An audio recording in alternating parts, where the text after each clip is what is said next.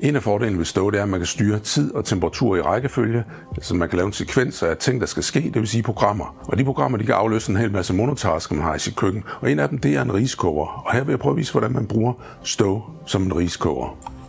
Vi starter simpelthen bare med at vælge opskriften. Basmati ris i det her tilfælde. Der er en liste over ingredienserne. Ris, vand og salt. Ja, kogt ris er jo ikke en specielt indviklet opskrift, men det er jo alligevel rart, at risen er god. Og så kan man vælge, hvor hårdt de skal være kogt.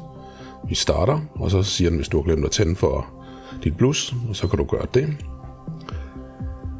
Så står den og varmer op, stille og roligt, til 112 grader. Og det er jo for bunden af gryden, der kommer ikke op på 112 grader, det er ikke vandet. Men der skal lige noget ekstra temperatur til at få det til at spilkoge, så når risene bliver rørt rundt, og de ikke klumper sammen. Så sænker den til 100 grader, og der står den det meste af tiden.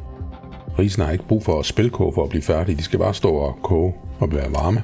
Så suger de vand og bliver varmet op og tilberedt på den måde. Når de så er helt tørre, så sænker temperaturen til 70 grader, så de kan stå lige og trække det sidste vand ind. Så er risen klar. Du kan lige røre rundt i den. Og serverer den.